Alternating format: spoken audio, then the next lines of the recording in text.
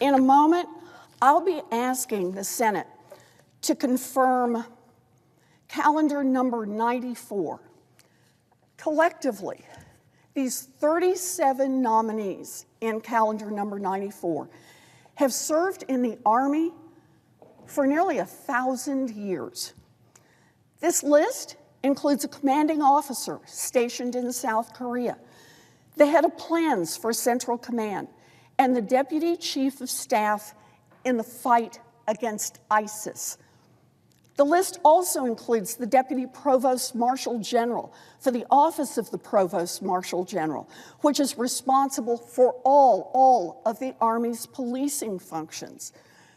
There's also a graduate of Auburn University, where the senator from Alabama was once head coach.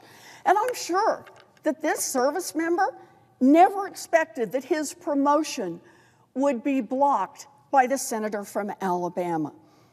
Mr. President, I renew my request with respect to calendar number 94. Is there objection?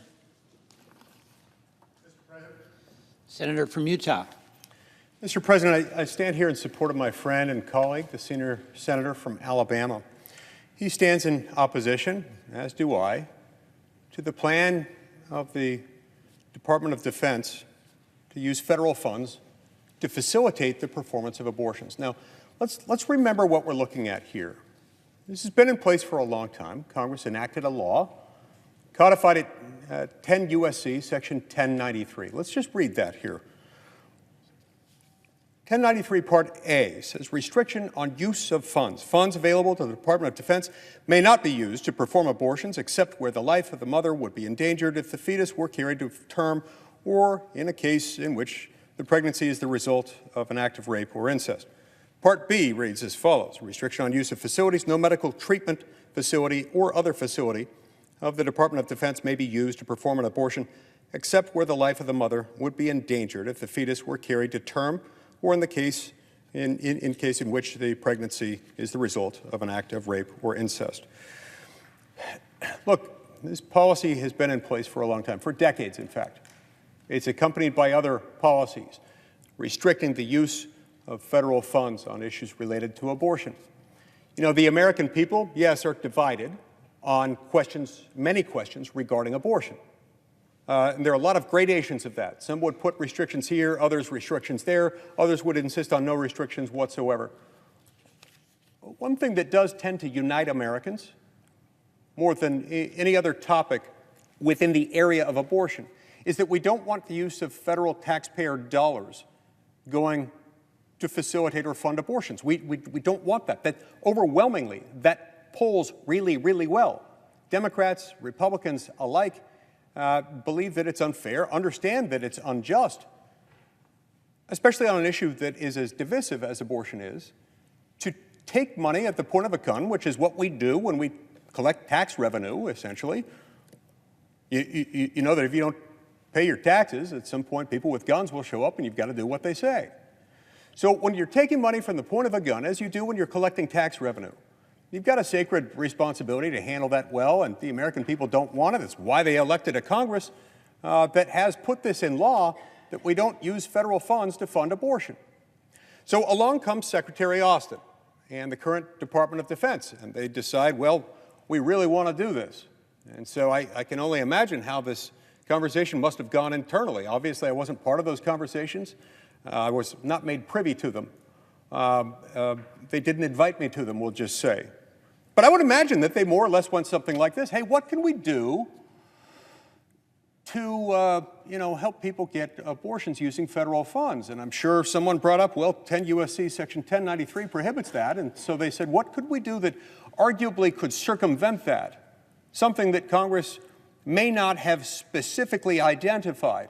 And at some point, someone said, well, there's nothing in here that directly, categorically prohibits the use of travel funds or the availability of leave time for people seeking abortions. So bingo, they came up with this idea. Let's just give people who want abortions, women who want abortions in the military, 3 weeks of paid leave and an expense account to handle out-of-state travel during that 3-week period. And that circumvents, technically speaking, the restriction. But this is, of course, a major policy change, and it's a policy change on a topic that many Americans feel passionately about. And by many Americans, I mean not just Republicans, but Republicans and Democrats who don't like the idea that U.S. taxpayer dollars should be used for abortions. And they put this in place. This being a major policy change affirmatively at odds with the spirit, if not also the letter, of various provisions of federal law. Respect for the Constitution itself, for the separation of powers, and for the sacred role of the legislative branch to make laws should have commanded that the burden of making this policy change should be on those who would want Congress to act, and that we not give special privilege to an executive branch department, here the U.S. Department of Defense, to undertake such a major policy change that they knew they could never get past the Congress. They couldn't. It wouldn't pass. Not a chance it'd get past the House. It wouldn't get past the Senate either. They knew this, Mr. President. That's why they did it by executive action, just executive fiat. If Secretary Austin, the Secretary of Defense, if he wants to make law, he should run for Congress, he should run for the House, he should run for the Senate. I'd welcome him here as a colleague or as a counterpart down the hall in the House. I genuinely would. Then he could be in a position to do this. But he may not and must not be allowed to legislate from the E-ring of the Pentagon. That is not how we do things in this country. Now, as you look at the arguments that have been exchanged today, we've talked about military readiness.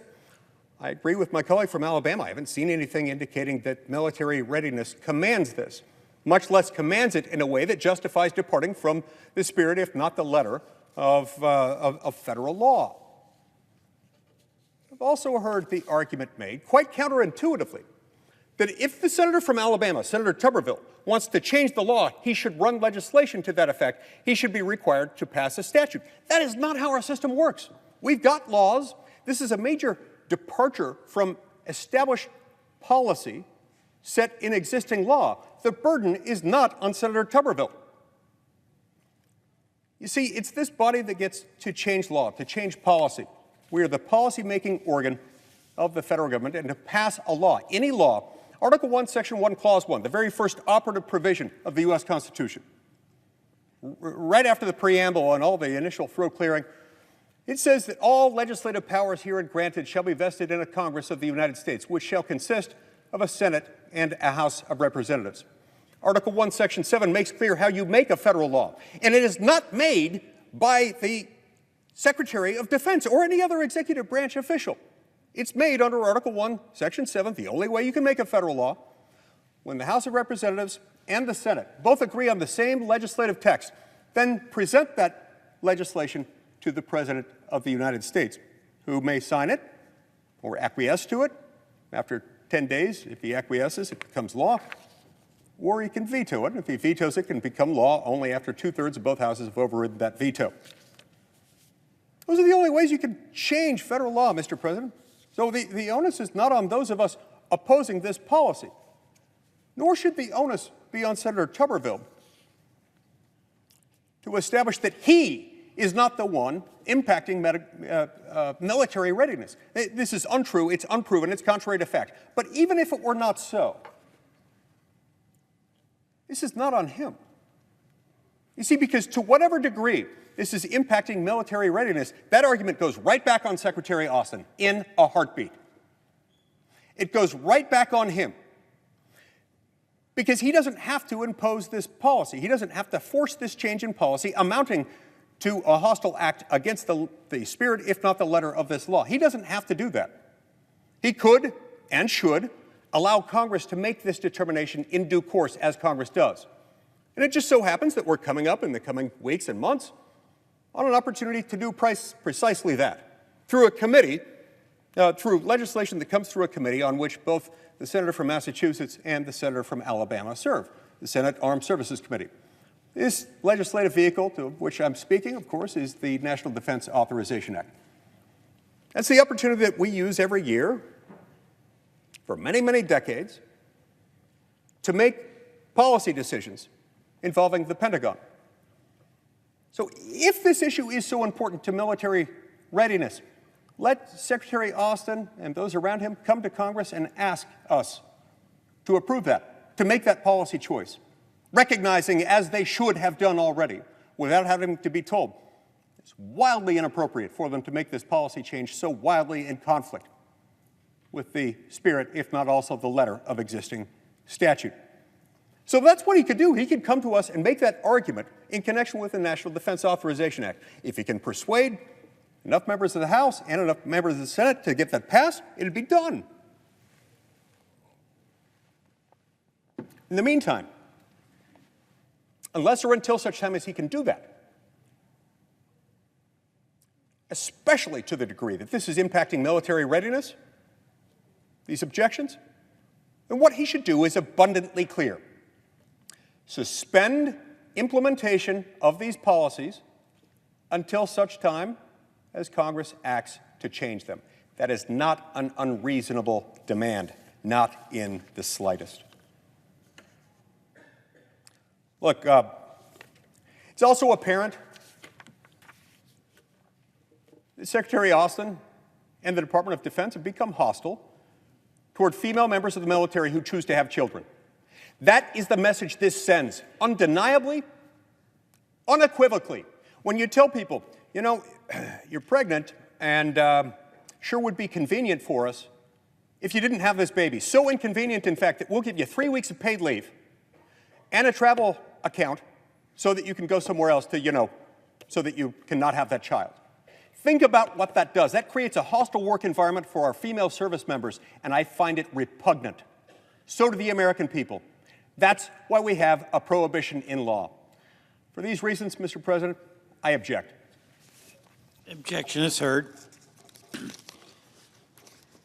Mr. President. Senator from Massachusetts. So, Mr. President, I have great respect from the senator from Utah, and I appreciate that he is very careful about citing the law and is often comes to this body to talk about reading the actual words of a statute. And so he read to us 10 U.S.C. 1093A, which prohibits federal funds, and I think he'll look back at the verb, to perform abortions.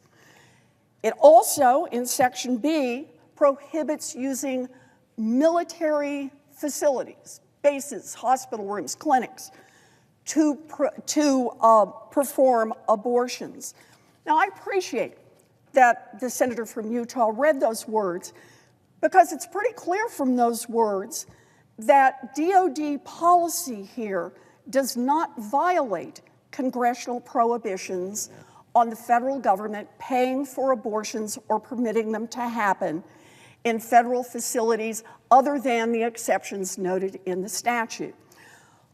All that's happening in this particular bill is clarifying that service members who need to travel out of state to access any kind, and I want to underline, any kind of reproductive health care that is not available where they are stationed can request time off and go get that care for themselves or a family member. Service members remain personally responsible for bearing the full medical costs for abortions that fall outside the narrow exceptions provided by law. Now, I want to say it again as clearly as I can. I oppose congressional restrictions on funding for basic medical care. I would like Congress to end those restrictions, but that hasn't happened. And I am not about to hold up every major military promotion in the United States and hold them hostage to try to force it to happen. Any one senator has the right to hold up every military promotion, but it is irresponsible and it endangers our national security. Now, the senator from Utah suggested that somehow the Department of Defense did not already have authority to do that. The Department of Defense clearly has the authority to carry out the policy in question. Multiple statutes have provided the Secretary of Defense with broad statutory authority to pay for the travel and transportation expenses of service members and other authorized travelers. It's been in place for a long time, been used repeatedly. I want to make another point here, though. Limiting the authority to do that should be considered very, very carefully if we don't want to endanger the ability of the department to respond to unexpected threats. Again, if the senator from Utah or the senator from Alabama thinks that the DOD has exceeded its authority or that the authority didn't exist in the first place, then that senator can conduct oversight or seek to change the law. The place for that debate is through the legislative and oversight process, not in blocking the promotions of every single military official in this country. I am shocked to hear the senator from Utah repeat the argument that somehow it doesn't matter if 184 leaders in the military are blocked from going to their next posts, are blocked from receiving their promotions, are blocked from receiving their pay increases. I would remind, with respect, both of my colleagues that we're talking about here the next commander of the 5th Fleet in the Middle East. We're talking about the next commander of the 7th Fleet in the Pacific. We are talking about our next military representative to NATO. We are talking about the current Director of Intelligence for U.S. Cyber Command, and on and on and on. Taking hostages like this does not promote the national security. It endangers our national security. And I just want to say, the argument that the senator from Utah has used that somehow by providing the full range, access to the full range of reproductive health care services means that the military is trying to tell women not to have babies is downright insulting. First of all, reproductive health care services includes efforts to get pregnant. It also includes enough privacy that no commanding officer is asking about your current circumstances, on whether you're trying to get pregnant, whether it's succeeding, how much trouble you're having, what kind of services you have used, and why you want to go somewhere else to get them. It means treating people with respect. And treating people with respect means treating them like grown-ups to make their own decisions. And if they can't get the services they need because they are stationed in a place where those services are not available, they don't have the choice to pick a different place to work. They go where their commanders tell them. What this policy says is that they have the right to ask their commanding officer without additional information for an opportunity to leave the area and go somewhere else where they can get access to the services they need. I believe that that is the way that we show respect for people who have babies. I also want to say, if the senator from Utah and the senator from Alabama are hard onto the question of supporting people in our military, women having more babies, then by golly, join us in the fight to put more money into pre-K and more money into DOD schools, more money into flexible spending accounts to cover child care costs, more money into promoting new parental leave policies to provide 12 weeks of paid leave when a woman has a baby. As the senator from Utah has acknowledged, DOD's travel policy covers people that are doing more than having abortions. Travel policy is not a vacation. Service members under this policy are limited to, and I will read the words, the minimum number of days essential to receive the required care and travel, end quote, as quickly as possible. The message this policy sends is that the Department of Defense, unlike the senator from Utah and unlike the senator from Alabama, supports women in making their own health care decisions. This policy was based on conversations and support groups and focus groups with service members. This is what service members said they needed. This is the support they want.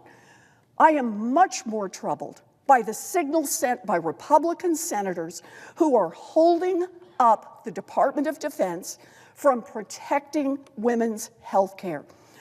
I look forward to working with the gentleman from Utah and the gentleman from Alabama in order to work on more policies to support military families. In a moment, I will be asking the Senate to confirm calendar number 84.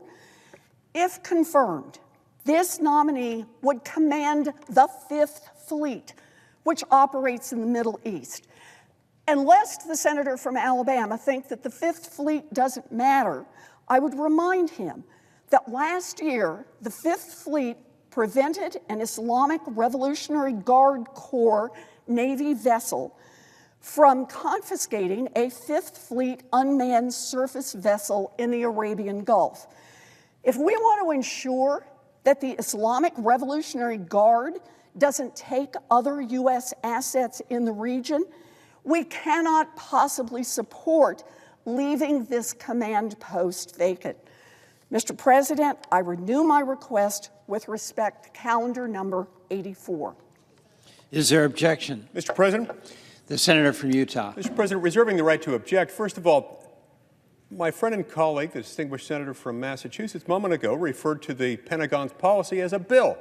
Perhaps this is a Freudian slip, and one way or another, it's an acknowledgement of the fact that it's a change in policy in conflict with the spirit, if not also the letter, of federal law. So as a bill, which I think it is fair to characterize as such, it ought to have to be passed through Congress. Now, my friend from the state of Massachusetts has used the language of the text of the statute, 10 U.S.C. section 1093, in much the same way I would imagine that Secretary Austin and his advisors parsed it and cribbed it and manipulated it in their development of this policy. But let's remember, the reason I say that it violates the spirit, if not also the letter of it, is that there is an argument to be made here that it is. Look, funds available to the Department of Defense may not be used to perform abortions. How is this money being used? Well, both the leave time, the extra leave time that you wouldn't get in the absence of this, and the travel to another state is for the purpose of an abortion. It's conditioned on you getting an abortion.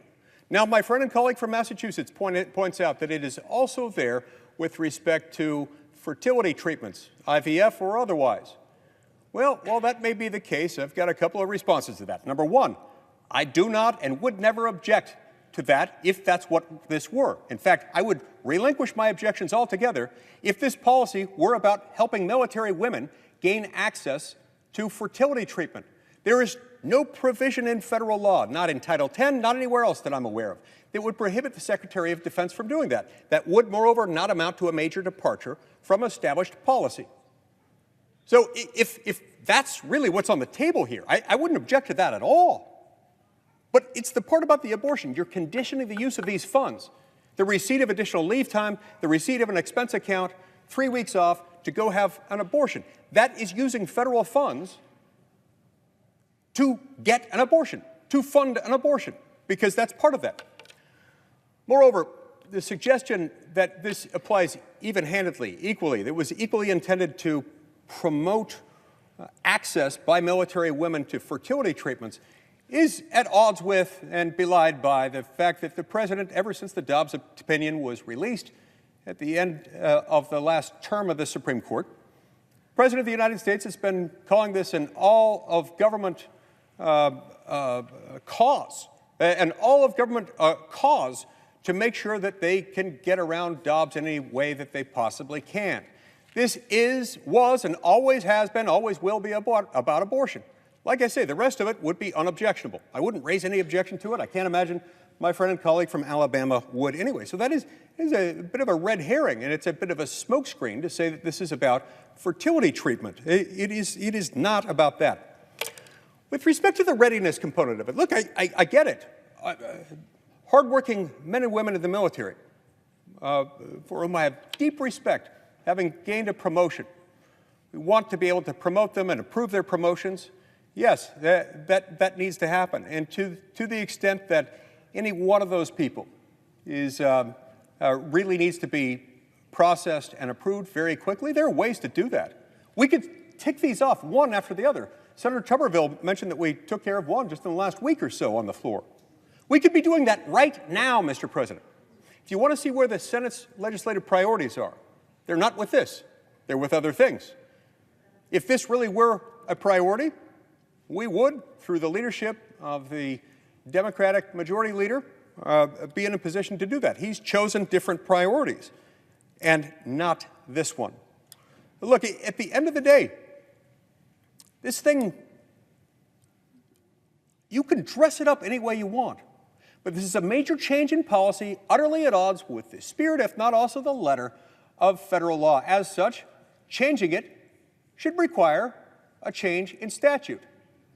If he wants to push for that, he's free to do so.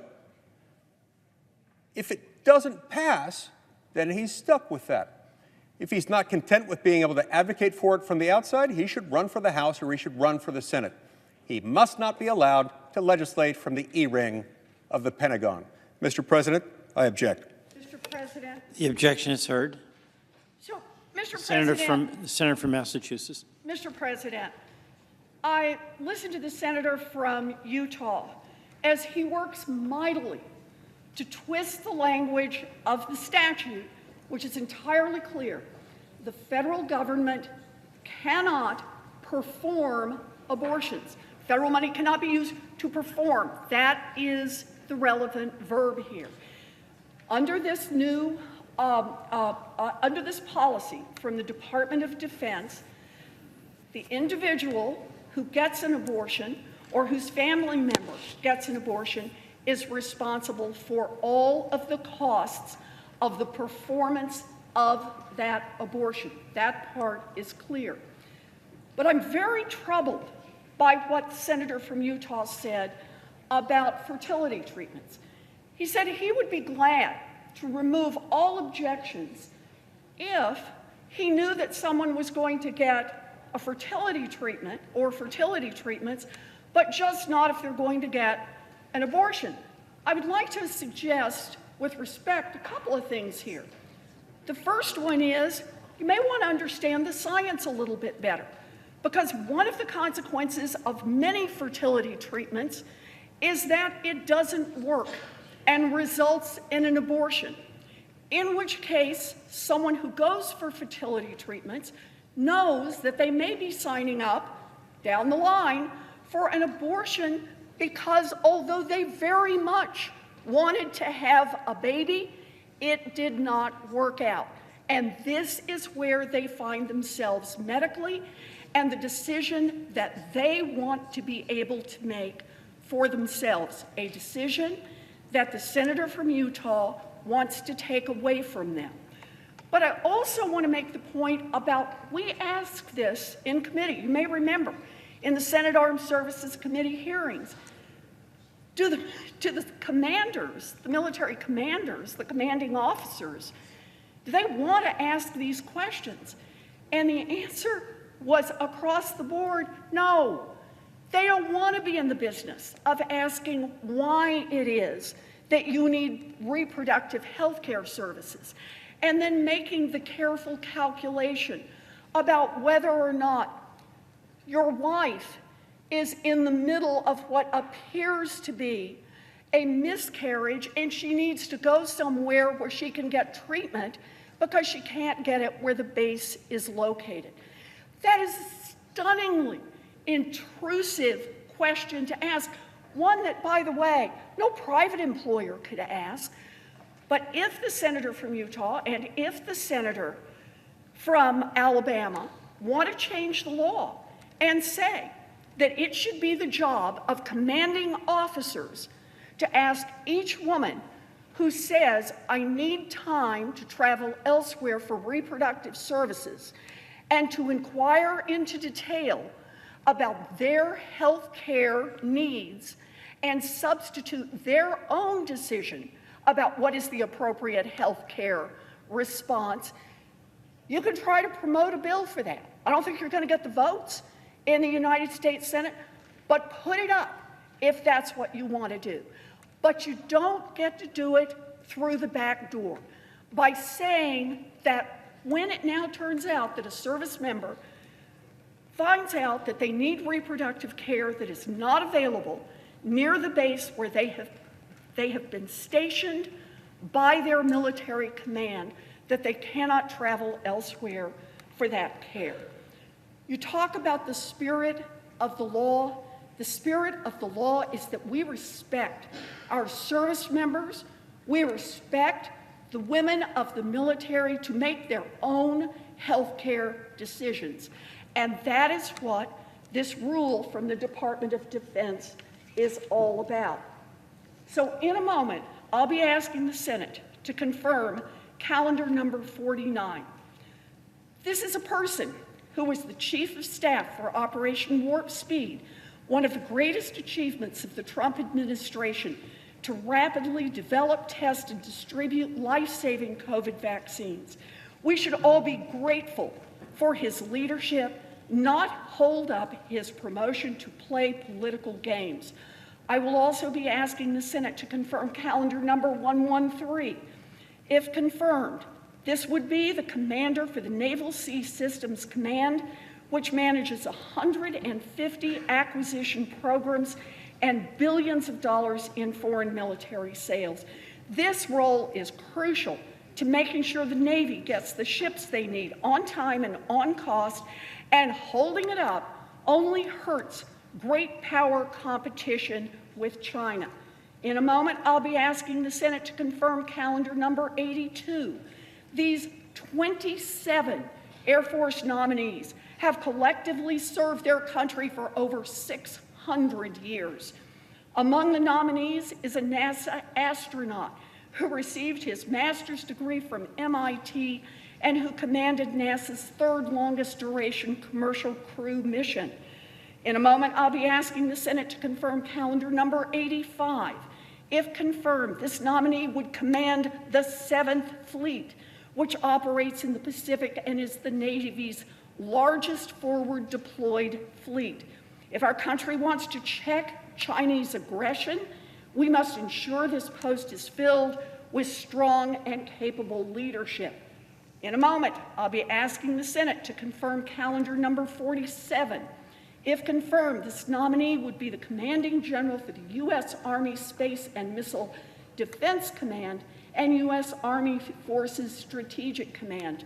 This nominee has held air and missile defense assignments throughout the Middle East, the Indo-Pacific, and Europe. America needs someone with this kind of experience to be confirmed for this post. In a moment, I'll be asking the Senate to confirm calendar number 97. Collectively, these 16 nominees have served in the Navy for more than 400 years. Among these nominees is an MIT graduate who served as the commander of the USS Gerald Ford, the first new aircraft carrier class we've built in over 40 years. He has logged 2,600 hours in 22 different aircraft. He is eager to serve his country, and he is being held up by one man in the United States Senate. In a moment, I'll be asking the Senate to confirm calendar number 46. This nominee studied at the Air War College at Maxwell Air Force Base in Alabama. He currently serves as commander of the 10th Medical Group and command surgeon for the United States Air Force Academy. Leaders like her ensure the health and readiness of our military. In a moment, I'll be asking the Senate to confirm calendar number 83. This nominee studied at the Squadron Officer School at Maxwell Air Force Base in Alabama, as well as the Air Command and Staff College and the Air War College in Alabama. Alabama has invested a lot in her So she is now capable and ready to serve as the Chief of Staff for Air Mobility Command at Scott Air Force Base in Illinois. She should be confirmed. In a moment, I'll be asking the Senate to confirm calendar number 48.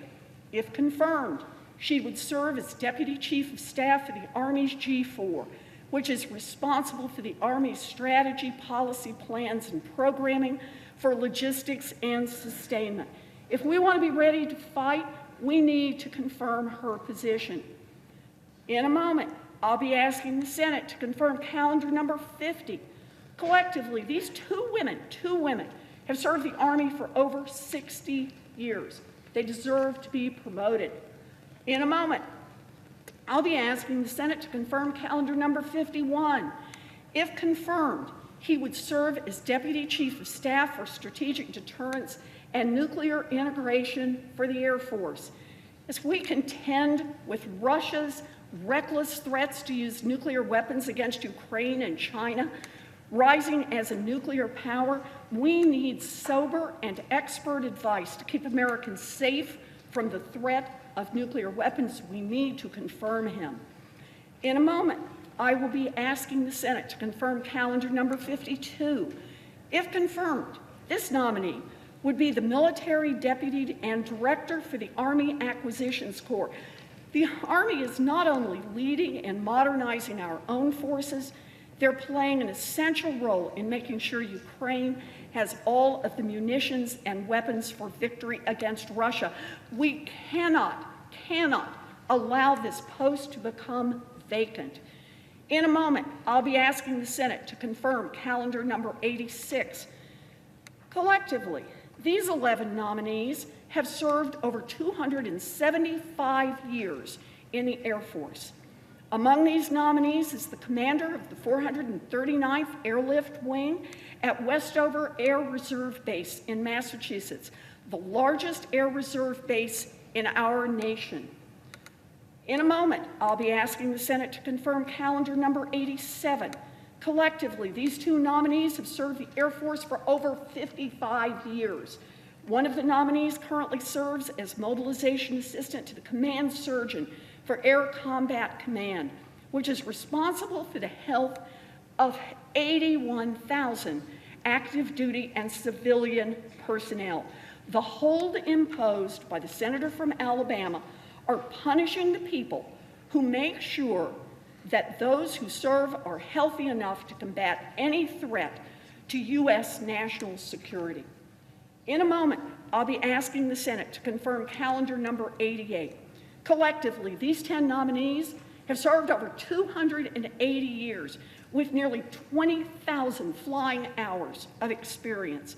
These nominees include a Special Operations Force commander, a mobilization assistant to the commander responsible for training 293,000 students a year, and another mobilization assistant to the commander of Space Operations Command. I know how important space operations are to the senator from Alabama. I cannot believe he is willing to jeopardize these essential missions to train and lead our forces. In a moment, I'll be asking the Senate to confirm calendar number 89. This nominee is currently commanding the largest Army command in the Caribbean. That promotion was particularly significant for him personally because he's from Puerto Rico. During his promotion ceremony, he said that he assumed the command, quote, fully aware of the dire consequences to our nation and our freedom if we fail to sustain a high level of readiness in a world in which security challenges are becoming more complex. Blocking his promotion only exacerbates those security challenges. In a moment, I'll be asking the Senate to confirm calendar number 91. This nominee is currently serving in Birmingham, Alabama as the Chief of Staff, United States Army Reserve Deployment Support Command. This is a constituent of the senator from Alabama who cannot receive the promotion he deserves. In a moment, I'll be asking the Senate to confirm calendar number 92. This nominee is currently the Director for Joint Reserve Intelligence Support Element for Europe and Eurasia for the Defense Intelligence Agency, helping to make sure Ukraine and our allies in Europe have the critical national security information they need to be victorious on the battlefield. And yet she can't receive the promotion she deserves because the senator from Alabama is playing politics with women's health care. In a moment, I'll be asking the Senate to confirm calendar number 93. This nominee is currently the Deputy Commander for Support for providing security assistance to Ukraine. He's doing everything he can to make sure Ukraine defeats Russia. And yet the senator from Alabama is making sure he doesn't advance to the promotion he has clearly earned. In a moment, I'll be asking the Senate to confirm calendar number 95. Collectively, these 8 nominees have served in the Marine Corps for over 200 years. They deserve their promotions. In a moment, I'll be asking the Senate to confirm calendar number 96. Collectively, these nominees have served the Navy for over 55 years. Both are currently serving in the Bureau of Medicine and Surgery, making them responsible for the health and safety of our sailors, our Marines, and their families.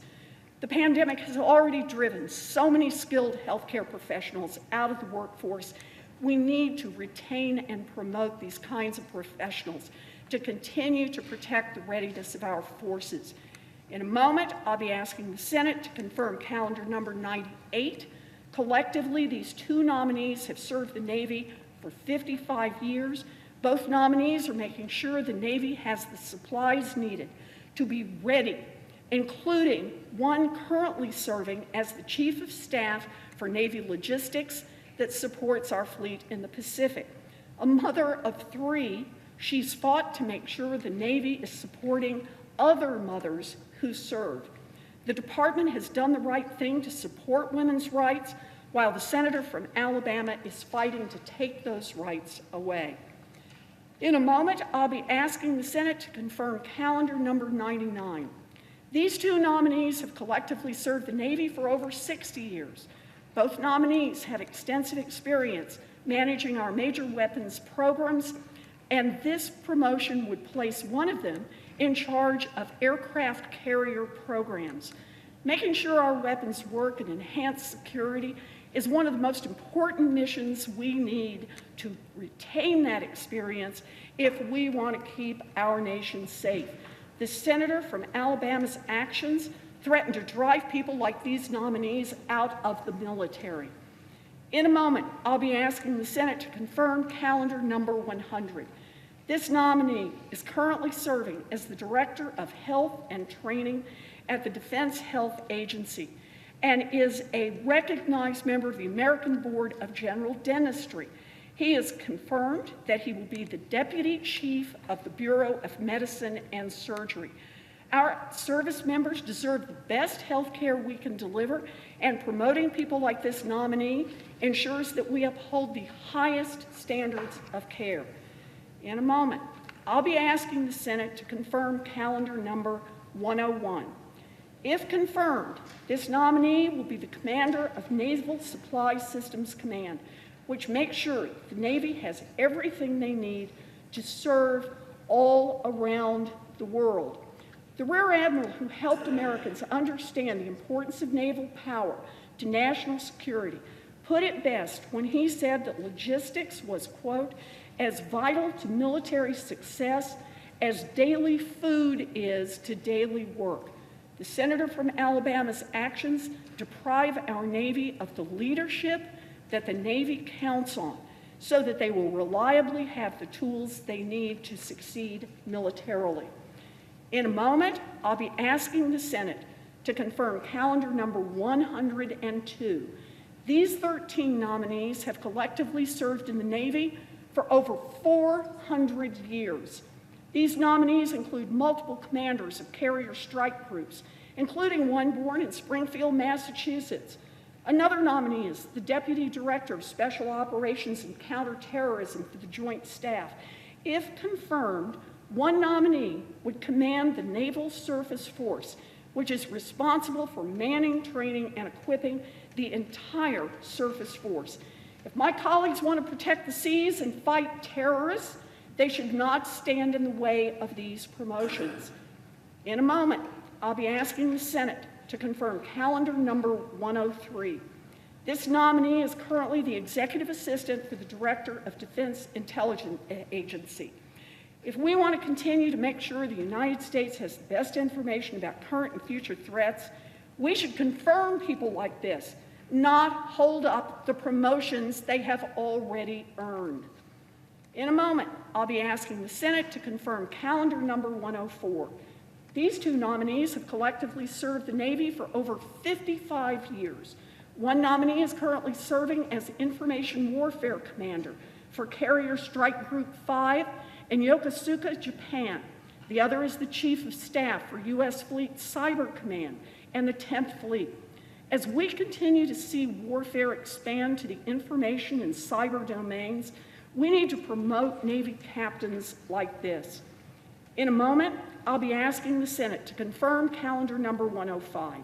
These four nominees have collectively served the Navy for over 100 years. They include a Boston University graduate managing the Navy's new frigate program and the commander of America's shipyard in Norfolk. The senator from Alabama knows better than most how much work we need to do to reach the Navy's shipbuilding goals, blocking the promotions of the very people working to make sure that we have the ships we need to protect the global commons only endangers our national security. In a moment, I'll be asking the Senate to confirm calendar number 106. Collectively, these two nominees have served the Air Force for 65 years. One of the nominees earned her nursing degree at Boston College to rise to become the chief nurse of the entire Air Force. Go get them.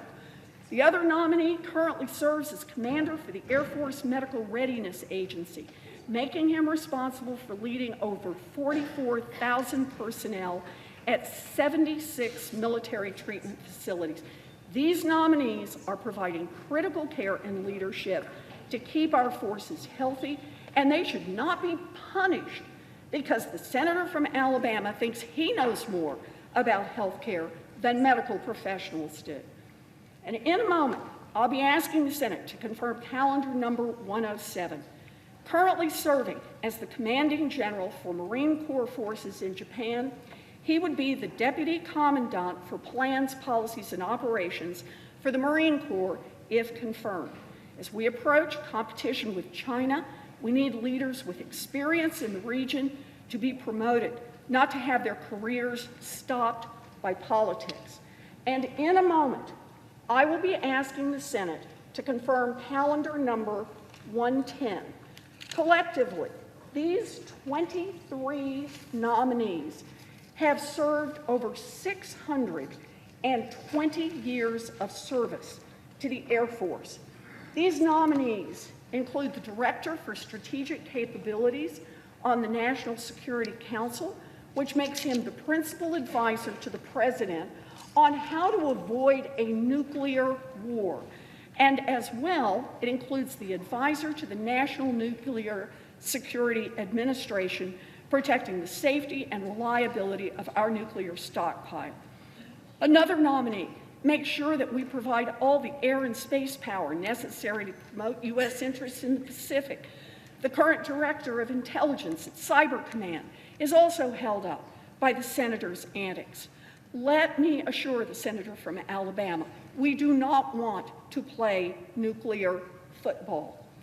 Look, we have been at this for almost an hour and a half now, but these nominees, these 184 nominees, have been waiting for months and holding them up and declaring that we just don't need people in these positions is an insult to them, and it undermines the safety and security of the United States of America.